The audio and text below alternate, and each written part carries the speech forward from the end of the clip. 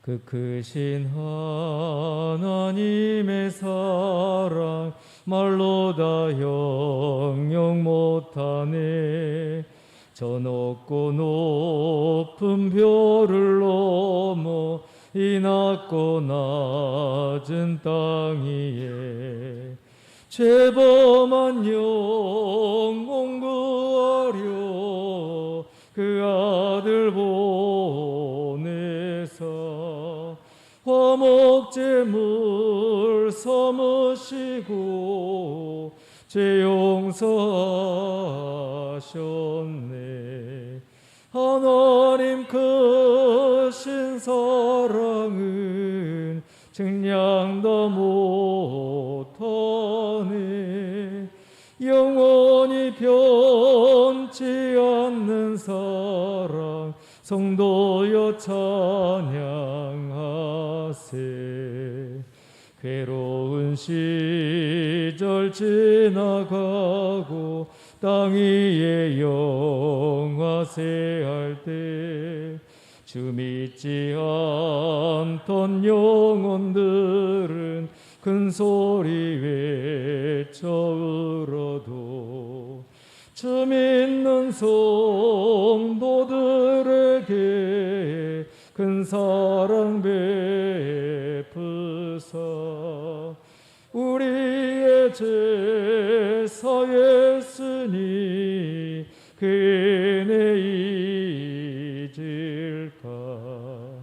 하나님 크신 사랑은 증량도 못하네.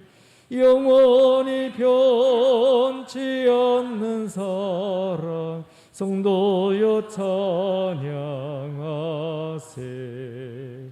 하늘을 두루마리 삼고 바다를 먹물 삼아도 한없는 하나님의 사랑 닿기로 갈 수 없겠네. 하나님의 크신 사랑 그 어찌 닿았을까.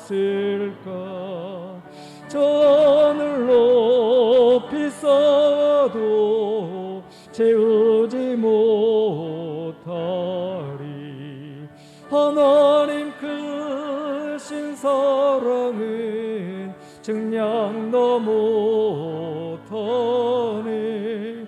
영원히 변치 않는 사랑 성도여 찬양하. 3절 찬양합니다.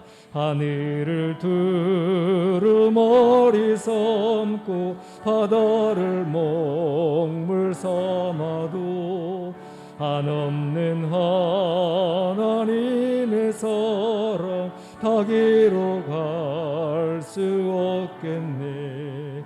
하나님의 크신 사랑 그 어찌 닿았을까. 저 하늘 높이 쌓아도 채우지 못하리. 하나님 크신 사랑은 증량도 못하네. 영원히 변치 않는 사랑 성도여 찬양하세. 아멘. 우리 다 같이 기도하겠습니다. 이 시간 기도할 때 하나님, 이 특별 새벽기도를 통하여서 하나님의 응답이 있기를 원합니다. 나라와 민족과 또 하반기 영적 성장과 우리의 가정과 우리의 자녀들에게 하나님의 은혜와 사랑으로 함께 해주시고 우리가 성령 충만함을 얻고 하나님을 기쁘시게 해드리는 요셉의 담장을 뛰어넘듯 우리가 하나님의 귀한 사랑과 은혜를 이 세상에 전파하며 하나님의 사랑과 은혜를 떨치는 그런 삶을 살게 해주시라고 우리 주여 삼창 기도하겠습니다. 주여 주여 주여 아버지 하나님 은혜와 사랑을 감사합니다. 우리 이 특별 새벽기도 위에 은혜의 은혜를 더하여 주셔서 우리와 함께 해주심으로 말미암아 하나님의 놀랍고 귀한 영광과 은혜가 드러나는 시간 되게 하여 주시고 응답하여 주시어서 하나님 우리가 기도할 때에 나라와 민족이 복을 받고 또한 교회가 또 하반기의 영적 성장을 이루며 우리 하나님께서 복 주시는 은혜의 시간으로 역사해 주시기를 간구합니다. 말씀하여 주시옵시고 우리의 아버지 하나님 성령 충만함과 능력과 은혜를 다 입혀서 우리가 밖으로 뛰어나가며 또 하나님께 영광을 돌려드리며 우리를 통하여서 하나님께 찬송과 영광을 돌리는 삶을 살 수 있도록 인도하여 주시기를 소원합니다. 이 아침에 우리의 심령을 맑게 하여 주시고 듣는 길을 허락하여 주시사 하나님께 영광을 돌리며 응답의 시간이 되도록 함께 해주시옵소서. 감사합니다. 예수님으로.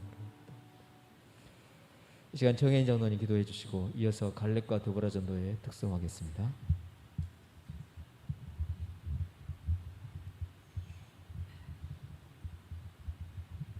사랑과 은혜가 풍성하신 아버지 하나님, 한 주간을 국가와 교회와 가정과 하반기 영적 성장을 위해 특별 새벽 기도를 할 수 있도록 은혜를 베풀어 주심을 감사합니다.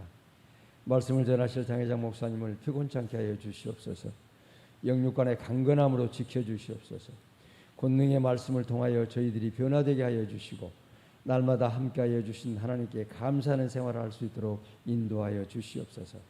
이번 특별 새벽기도의 한 주간을 직장과 사업터를 열어주신 하나님께 감사하며 하나님의 나라의 기업이 되어 하나님 말씀을 전하는 사업터가 되고 직장이 되어서 날마다 함께하여 주신 것을 감사하며 스브론 지파에게 주었던 경계 넘는 영향력의 축복과 그리스도의 성품을 닮아가는 복받는 가정들이 되게 하여 주시옵소서.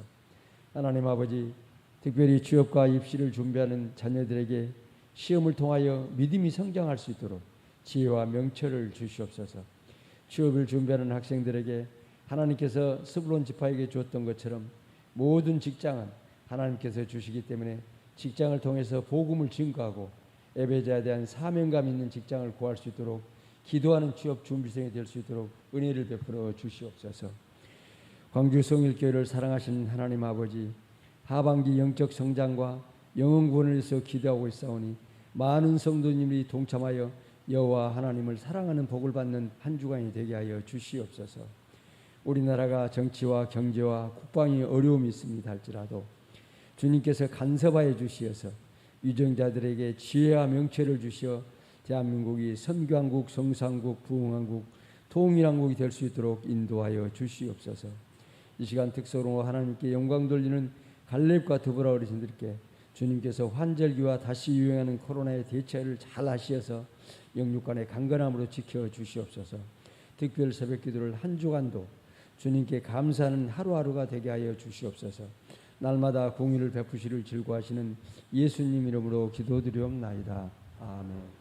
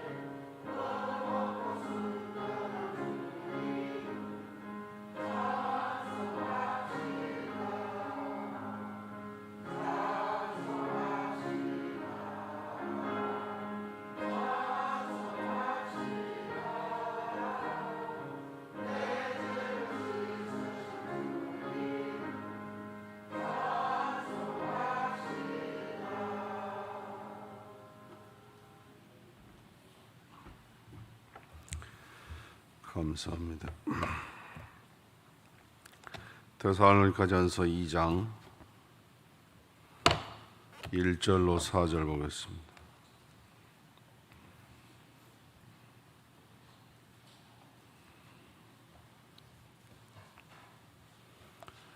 데살로니가전서 2장 1절부터 4절까지 다 같이 보겠습니다. 형제들아, 우리가 너희 가운데 들어감이 헛되지 않은 줄을 너희가 친히 아나니, 너희가 아는 바와 같이 우리가 먼저 빌립보에서 고난과 능력을 당하였으나 우리 하나님을 힘입어 많은 싸움 중에 하나님의 복음을 너희에게 말하였노라.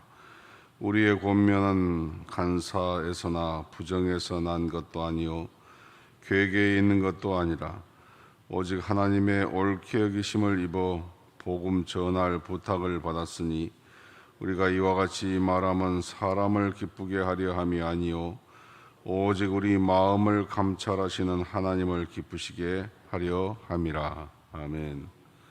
좌우로 인사하시죠. 오늘도 복된 하루 되시길 바랍니다.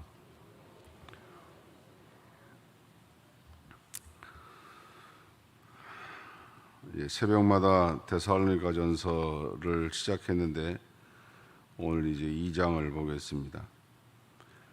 바울은 2차 전도 여행 중에서 유럽의 첫 관문이었던 빌립보 지역 전도를 잘 마치고 그 다음 데살로니가로 가게 되었습니다. 데살로니가에 가서 제일 먼저 했던 일이 먼저 유대교 회당을 찾았습니다. 회당에 사람들이 제일 잘 모이기 때문에 회당을 찾았고, 거기서 설교할 기회를 얻어서 안식일 예배를 드리고 있는 유대교인들 앞에서 이제 하나님의 말씀 전했습니다. 그리고 3주 동안 계속해서 복음을 증거했죠. 이때 놀라운 일들이 일어나는데 경건한 헬라인들과 적지 아니하는 귀부인들이 다 전도를 받고 예수를 믿게 되었습니다. 그런데 유대인들이 이것을 그대로 두지 아니했습니다. 시기하여서 이제 시장통에서 건달들을 데려다가 때를 지어서 바울 일행을 향하여 시비를 걸고 성을 소동케 했습니다. 회당 지도자들이 그대로 또한 분리가 없었지요. 그래서 더 이상 바울이 회당에서 복음을 전하지 못하도록 이렇게 했었습니다. 그래서 바울 일행은 할 수 없이 야손이라는 사람의 집에서 사람들을 따로 모아서 집회를 하기 시작했는데, 이것이 바로 데살로니가 교회입니다. 처음부터 교회가 건물이 있고 어떤 조직이 있고 사람이 있고 그러질 않고, 데살로니가 교회가 이런 식으로 생기기 시작했던 것이죠.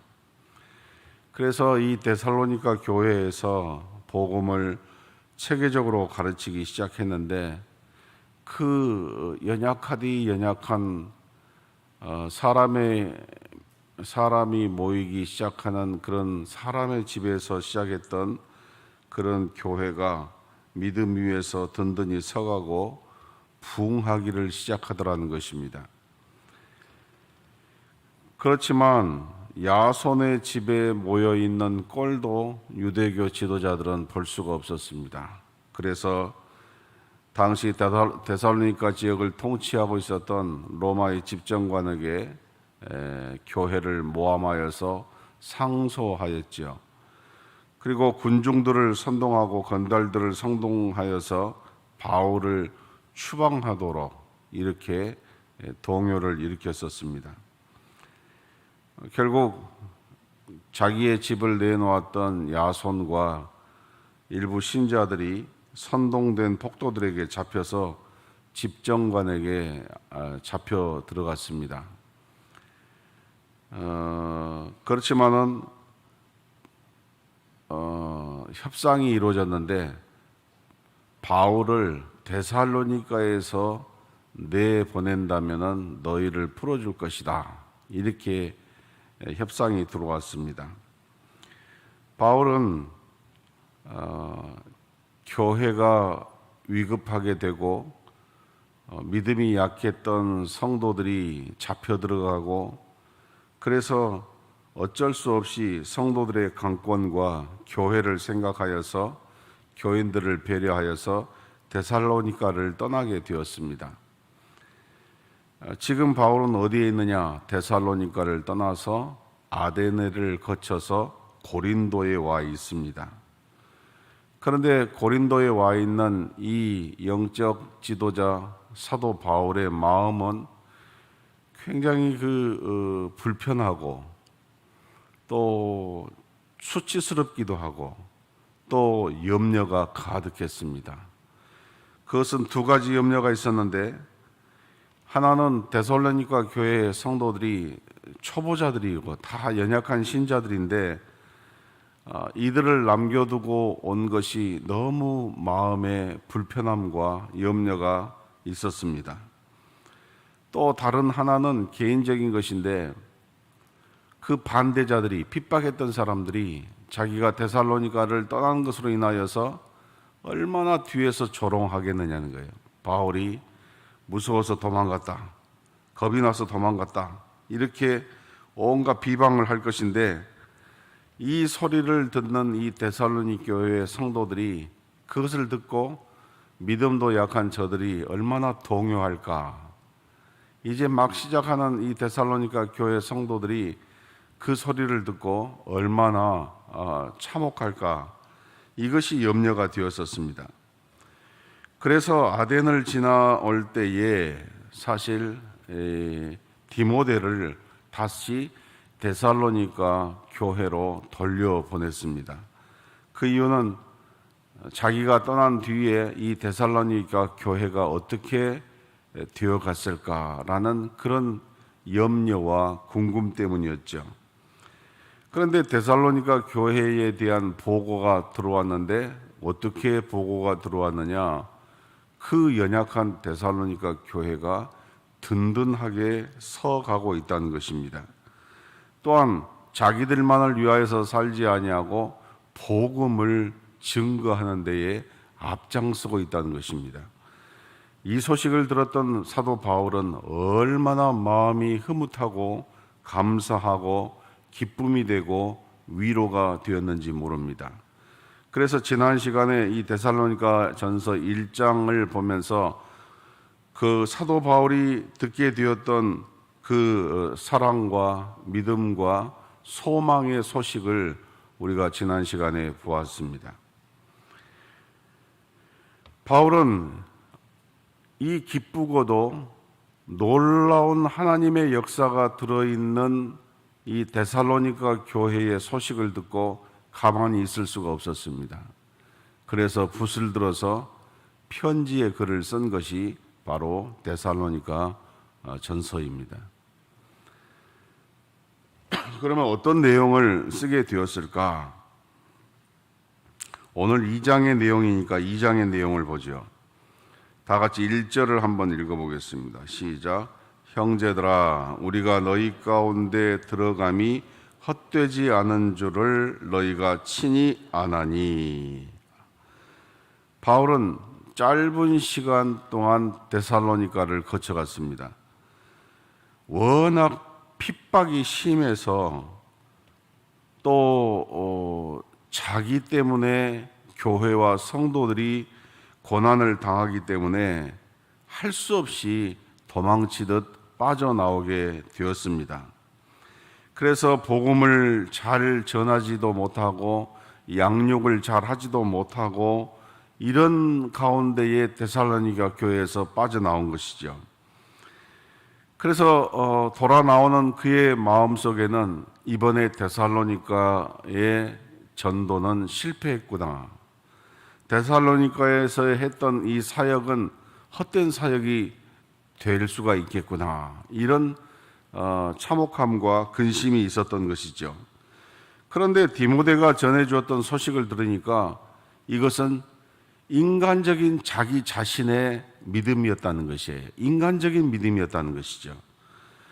그렇게 연약한 교회, 아무도 돌봐주지 아니하는 이 연약한 교회, 핍박받고 있는 교회, 자기를 내치는 데살로니가의 형편을 누구보다도 친히 경험하여서 더 이상 기대할 것이 없었던 이 데살로니가 교회가 믿음의 수고, 또 사랑의 소문들, 소망의 인내가 강하게 나타나서 주변의 모든 사람들을 아주 다 칭찬받는 그런 교회로 서 있다는 것을 듣게 되었다는 것이죠.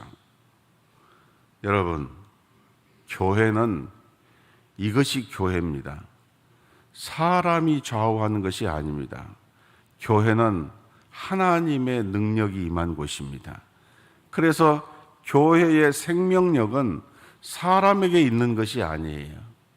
우리는 종종 화가 나면 자기가 무엇을 안 해버리고, 화가 나면 무엇이 기분이 나쁘면 하다 그만둬버리고, 그래서 마음속에 에이 나 없어도 잘 되는가 보자, 이런 생각을 할 때가 있고, 또 이런 식으로 대할 때가 있습니다. 사람이기 때문에.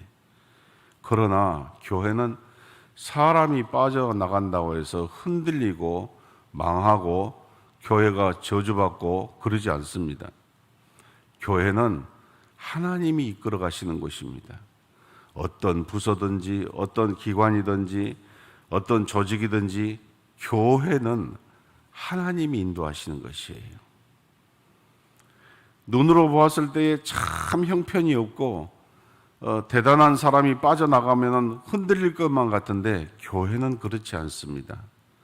이상하게도 누군가가 빠져나가면 그보다 더 역사하는 사람들이 들어와서 자리매김을 하고, 또한 그가 빠져나가니까 그가 있기 전에는 다른 사람이 참 연약했던 사람이 그 자리를 메워서 그 못지않게 그것을 또 해내는 것이, 왜 이런 일들이 있느냐? 교회의 생명력은 하나님에게 있기 때문에 그런 것이죠. 1966년부터 1976년까지 중국에는 문화 대혁명이라는 것이 있었습니다. 모태통과 사인방이 중국을 다 쓸어 뒤집어 버렸죠. 특별히 중국 문화 대혁명의 공산당의 주 목표는 교회를 뒤엎어버리고 성도들을 와해시키는 것이었습니다. 그래서 1,100만의 홍위병들을 시켜서 교회를 다 불지르고, 또 목사와 교인들을 잡아가지고 고문하고, 때로는 처형시키고, 또 사람들의 손에 있던 성경들을 다 불질러 버렸습니다. 그래서 이 문화혁명 때에 중국 교회의 외면은 다 전소되었고, 또 중국인 손에 들었던 성경의 대부분이 불살랐지요. 한 11년 동안 중국 공산당이 이런 일을 자행했었습니다. 그래서 중국은 외면적으로는 더 이상 교회가 없었습니다. 그 큰 땅덩어리에.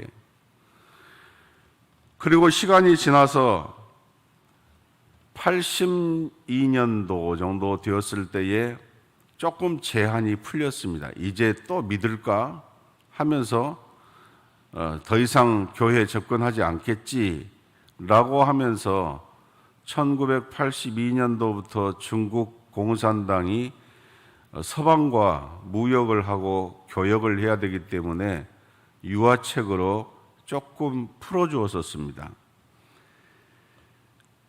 자본주의 계급의 집회라고 교회 집회까지 막아버리고, 모든 성직자들을 죽이고 성도들을 고문하고 교회를 불지르고 성경을 불태웠던 중국 교회가 어떻게 되었을까?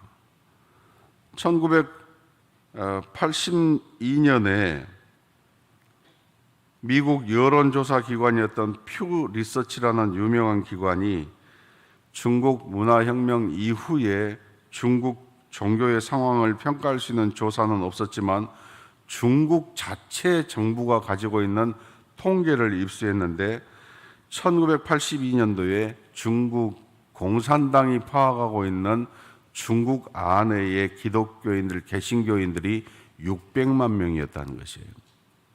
다 없앤 줄 알았는데. 그리고 1997년에는 이 2배로 불어서 1,400만 명이라는 기록을 가지고 있더라는 것입니다. 그런데 2010년이 되어서 중국에서 제일 통계 역할을 하고 있는 중국 사회과학원의 종교 총서를 보니까 중국의 개신교인들이 2,300만 명 정도 될 거라고 중국 공산당들이 추정하고 있다는 것이에요. 그렇지만 이걸 믿을 수가 없습니다. 왜냐하면 축소 보고를 하기 때문에 공산당은. 그래서 그 당시에 한 4천만 명 정도 될 것이다, 이렇게 예상을 했었습니다. 그런데 기독교 단체 사역으로 유명한 아시아 하베스트에서 중국 기독교인들이 얼마 정도 될 것인가를 추산했는데 2010년도에 전체 인구의 8%에서 9% 정도가 기독교인으로 이렇게 추정하고 있습니다. 중국 인구가 14억 2,500만입니다. 그러면 9% 정도 된다면 그래서 1억이 넘는다는 말인 것이죠. 중국이 1966년부터 1976년까지 문화혁명으로 교회를 주적으로 삼고 모든 교회를 불살르고 성경을 불살르고 성직자들을 죽이고 성도들을 죽였음에도 불구하고 중국의 기독교 신자가 1억으로 더 크게 불어나 있다는 것이에요. 왜 그럴까요? 다른 게 아니라 교회는 생명력이 사람의 손에 있는 것이 아니라 하나님의 손에 달려있기 때문에 그렇습니다. 이 하베스트라는 기관에서는 지금 중국이 시진핑 체제로 인하여서 모든 외국인 선교사들을 다 추방한 상태입니다. 중국에 교회가 있습니다. 삼자교회, 나라 정부가 목사를 임명하고 정부가 교회를 다 관할하는 이런 삼자교회가 있는데, 그러면 중국 교회가 이렇게 흥왕할 수가 있느냐? 그런데 이 하베스트에서 이야기할 때는 2050년에는 더 많은 기독교인들이 생길 것이다, 이렇게 보고를 하고 있습니다. 왜 이런 일이 있다고요? 복음의 사역은 헛것이 없습니다. 연약한 사람이 증거하든 강한 사람이 증거하든, 연약한 사람이 그 말씀을 받았던 강한 사람이 말씀을 받았던, 흥왕한 시절이든 아니면 이렇게 핍박을 받은 시대이든 복음을 위하여 뿌린 것은 하나님이 결코 헛되지 않게 하신다는 믿음을 가지시기 바랍니다. 어찌든지 심어야 되는 거예요. 어찌든지 심으면 역사가 일어나는 것이 복음의 사역이에요. 이것이 무슨 효과가 있을까? 이런 상황에서 무슨 이익이 있을까? 그러나 어찌든지 심어야 돼요. 이 수많은 전도지를 뿌리면서 여기서 누가 이거 한 장을 보고 어떤 일이 날까? 그래도 심어야 되는 거예요. 왜? 교회의 생명력은 사람에게 달려있는 것이 아니라 하나님이 역사하시고, 복음의 사역은 사람이 역사하는 것이 아니라 하나님께서 역사하시기 때문입니다. 이런 믿음으로 신앙생활 하시기를 주의 이름으로 축원합니다. 3절 4절 또 한번 보죠. 시작. 우리의 권면은 간사에서나 부정에서나 난 것이 아니요 괴계에 있는 것도 아니라 오직 하나님의 옳게 여기심을 입어 복음 전할 부탁을 받았으니 우리가 이와 같이 말하면 사람을 기쁘게 하려 함이 아니요 오직 우리 마음을 감찰하시는 하나님을 기쁘시게 하려 함이라. 아멘. 바울 사도 일행의 복음 전파는 간사나 부정이나 괴계에 있는 것이 아니었다, 이렇게 이야기합니다. 다시 말하면 잘못된 생각이나 불순한 마음이나 속임수로 하지 않았다. 우리는 통계도 종종 속이기도 하고 불순한 마음 속에서도 하기도 하고 잘못된 생각으로 주의를 할 때가 많아요. 엄밀하게 주님 앞에서 한번 생각해 보세요. 정말 그것이 주님 앞에서 바른 행동이었는가? 잘못된 생각으로 하는 일들 많아요. 또 불순한 마음으로 하는 경우도 많아요. 또 속임수로 하는 것도 많아요. 선동하고 이간질하고 잘못된 것을 말하고 그래서 자기 뜻을 설파하는 것들, 우리가 신앙생활하면서 꼭꼭 들어있는 것들이에요. 사람이 모여있는 곳에는 말이죠. 말은 교회고 말은 주님이지만 그 뒤에는 자기의 욕심과 자기의 판단이 들어있는 거죠. 많이 들어있습니다. 그런데 바울은 그렇게 말합니다. 우리가 주의 복음을 증거하는 일에서 이것을 멀리했다라고 말합니다. 여러분, 우리가 기도하면서 주의 일을 할 때에 늘 하나님 앞에 엎드러져야 될 것이 뭘까요? 뭘 놓고 기도하십니까? 교회의 부흥과 세계의 부흥을, 세계 선교 부흥을 위하여서, 한 영혼의 구원을 위하여서 기도할 때 무엇이 큰 장애물일까요? 다른 거 없어요. 나 자신이에요. 나의 무엇입니까? 나의 잘못된 생각과 불순한 마음과 속임수라는 거예요. 그런데 바울과 바울의 일행은 이것을 어떻게 이겨냈을까? 그것이 4절의 말씀이에요. 우리가 이와 같이 말하면 사람을 기쁘게 하려 함이 아니요 오직 우리 마음을 감찰하시는 하나님을 기쁘시게 하려 함이라 그랬어요. 어디에다가 초점을 두고 사느냐, 이게 매우 중요한 것이라는 거예요. 사실 바울은 데살로니가 교회에서 어떤 대우를 받았습니까? 데살로니가의 교회에 머물 때에 많은 사람들이 핍박당하고 모함당하고, 바울 역시 모함당하고 핍박당하고 도망치듯이 빠져나오지 않았습니까? 이가 뜨륵뜨륵 갈리는 그런 시간들이었습니다. 그럼에도 불구하고 바울이 했던 것이 뭐라고요? 잘못된 생각과 불순한 마음과 속임수를 쓰지 않았다는 것이에요. 왜요? 사람을 기쁘게 하는 것이 아니라 하나님을 기쁘시게 하기 위해서였다는 거예요. 사람들에게 잘 보이고자 하려는 마음이 우리에게는 커요. 우리가 예수를 믿지만 예수님에게 잘 보이려고 신앙생활하느냐, 사람에게 잘 보이기 위하여서 신앙생활하느냐, 모두가 말할 때 예수님에게 잘 보이게 하려고 신앙생활한다고 말합니다. 그러나 딱 내 삶의 신앙의 현장에는 두 가지 나가 있어요. 하나는 남에게 잘 보이려고 하는 나, 두 번째는 나만 보는 나가 있어요. 심리학자들이 한 재밌는 실험을 했는데, 큰 경기장에다가 남자 육상 선수들을 데려다가 이제 경기를 했습니다. 근데 큰 이렇게 종합 운동장인데 관중들을 하나도 없는 상태에서 선수들을 이제 경기를 하게 했어요. 그래서 기록을 다 이제 남겼습니다. 두 번째 또 실험을 했습니다. 그 경기장에 군중을 동원했습니다. 군중을 동원했는데 남자 군중들만 모이게 했습니다. 그리고 다시 경기를 하여서 기록을 쟀습니다. 어떤 결과가 나왔을까요? 군중이 하나도 없을 때와 군중이 앉아 있을 때의 기록이 25%가 더 향상이 되어서 나왔다는 거예요. 무슨 실험일까요? 사람은 누가 보면 잘한다는 거예요.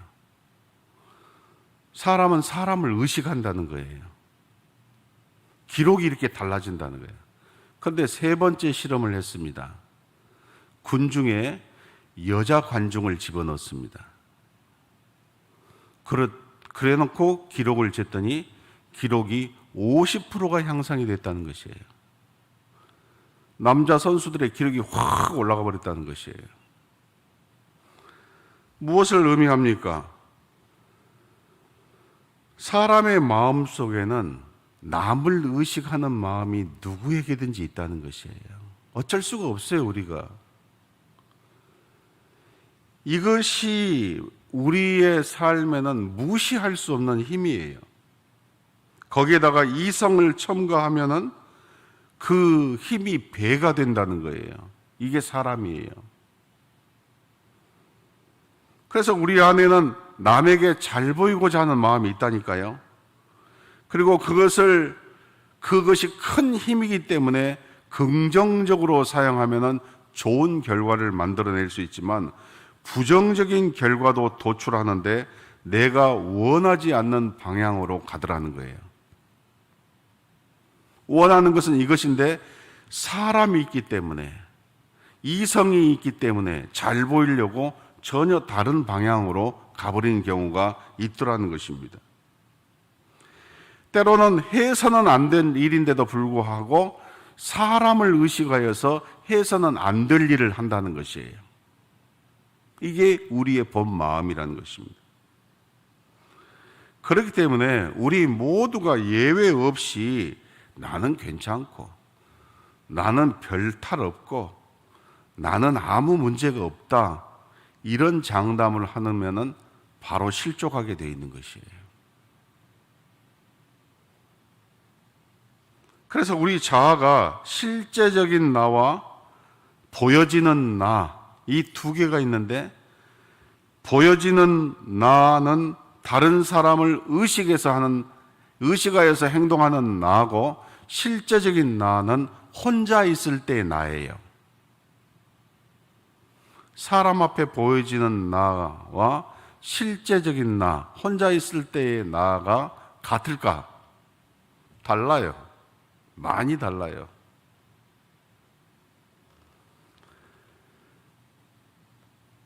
만약 우리가 이것이 차이가 없다면 예수님일 거예요.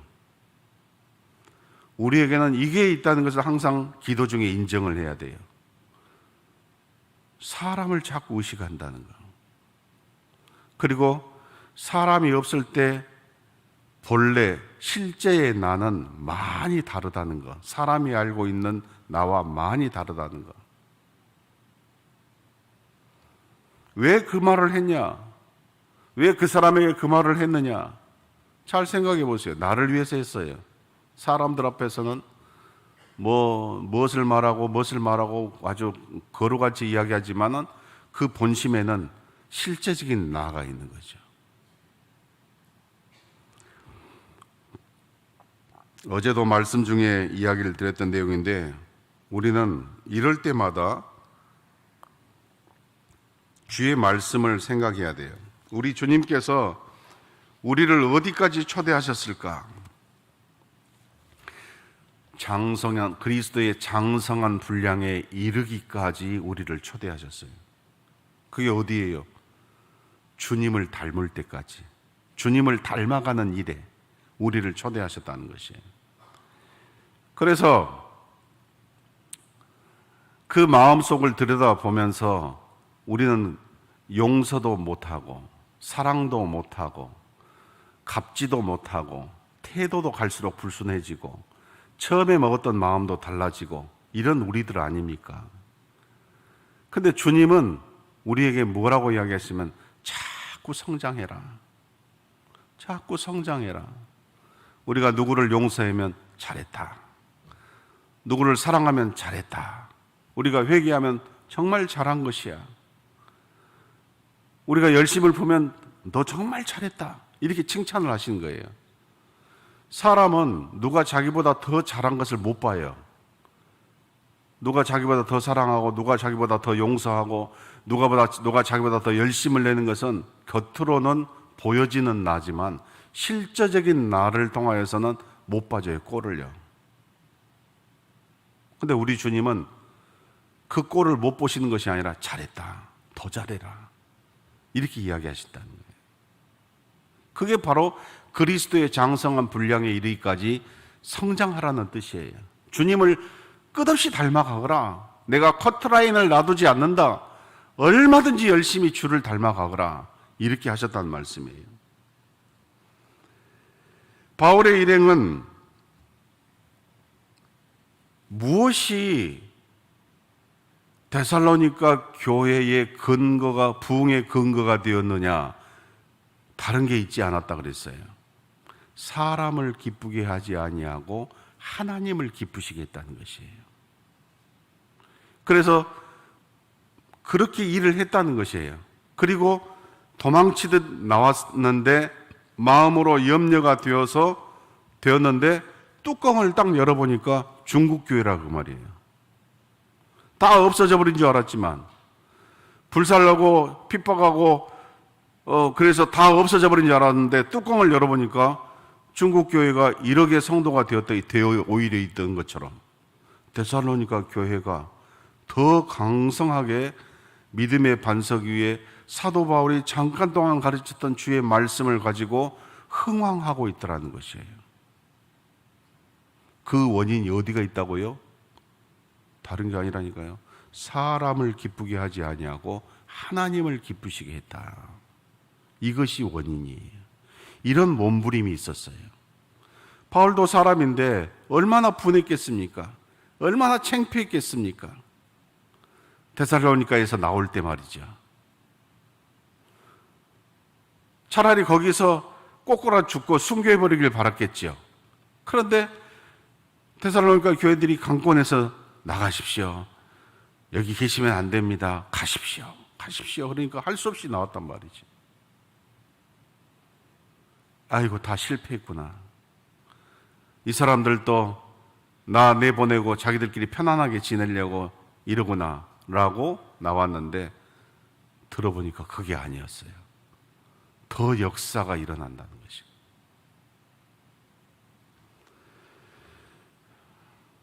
우리가 하나님을 기쁘시게 했다라는 이 기쁘다라는 원어가 아레스콘테스라는 헬라어를 썼는데, 이 단어가 어디에서 나오느냐면은 로마인들이, 헬라인들이 사회복지, 사람의 복지를 위하여서 수고하던 사람들이 죽었을 때에 쓰여진 비문이에요. 비문에 이 단어를, 아레스콘테스라는 단어를 썼다고 그래요. 무슨 말이냐면은 이 사람은 모든 사람을 기쁘게 했던 삶을 살았다. 이때 썼던 단어라는 거예요. 바울이 이 단어를 인용한 것이에요. 아레스콘테스라는 말을 하나님께 붙여놨어요. 왜 붙였을까요? 나중에 우리가 죽어서 우리의 비문에다가 뭘 쓸 것이냐? 이 사람은 하나님을 기쁘시게 하다 죽은 사람, 이 말이에요. 여러분, 비문에 어떤 비문을 남기고 죽을 것 같습니까? 바울이 우리에게 가르쳐 줬어요. 이 사람은 하나님을 기쁘시게 해드리다가 죽은 사람, 이걸 남겨준 것이에요. 사랑하는 성도